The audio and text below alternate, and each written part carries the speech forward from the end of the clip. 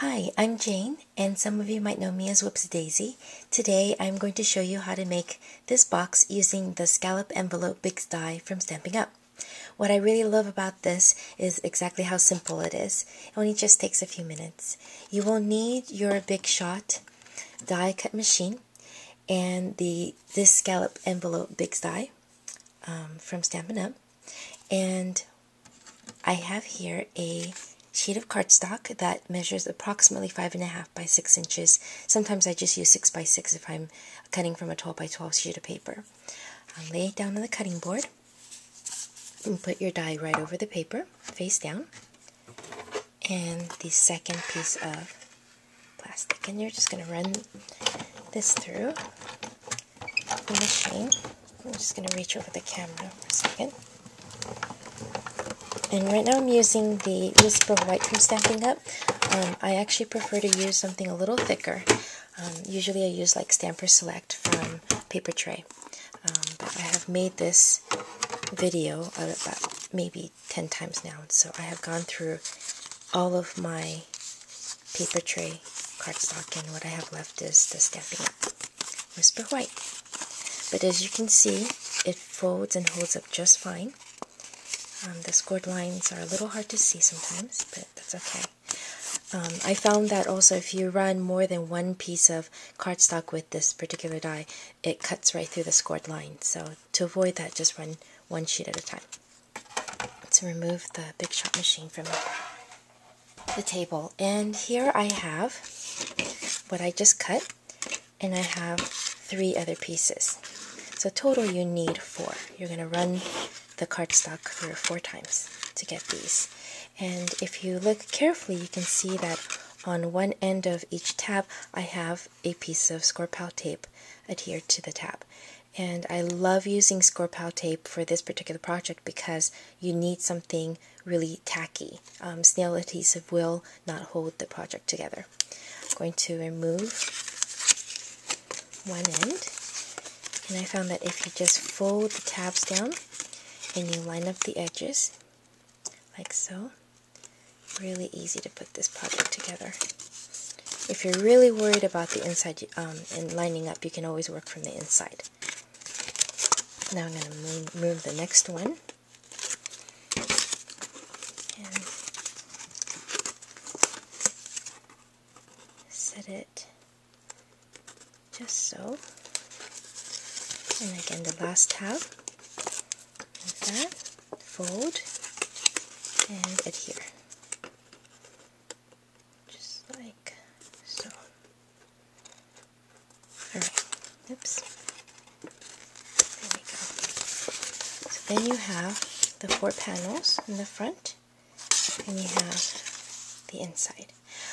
Here you have these tabs. You can adhere them down with snail adhesive or score pal tape. Just fold, adhere here and fold down.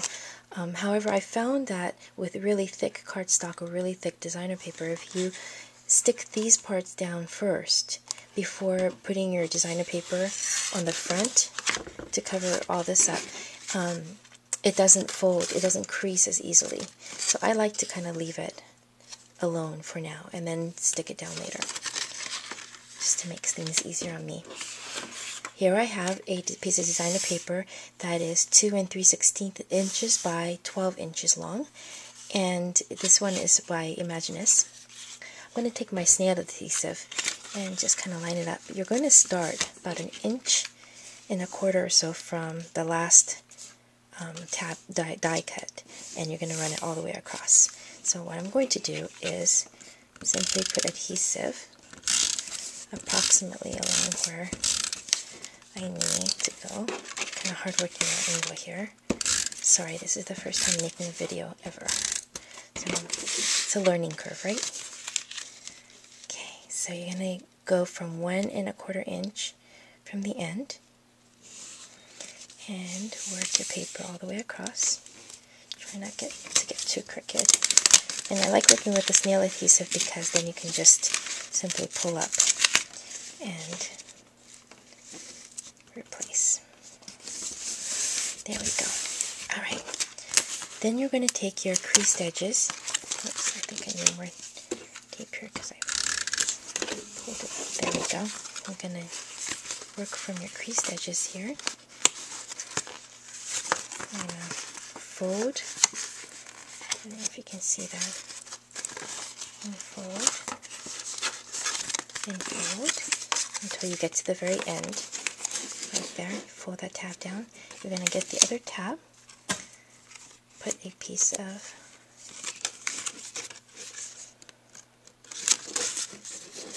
score pow tape. Match up the ends and seal up your box. Like so.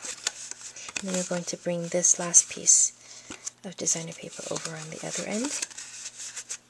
And there you have it. Very easy. For the bottom part, you're just going to take the tabs.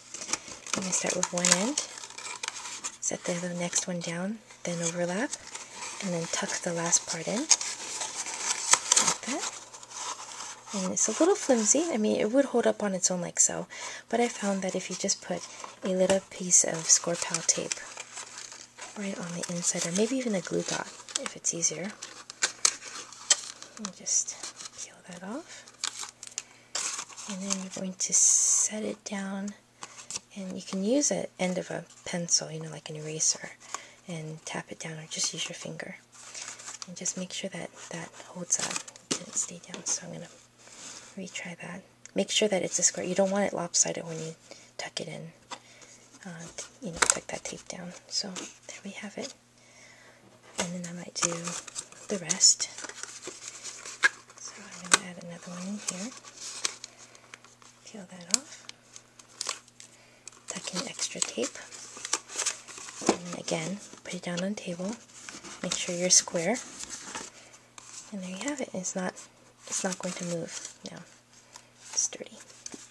Alright, so now all you have to do is worry about the front panel right there. And I have my pre-decorated tape here. I'm going to add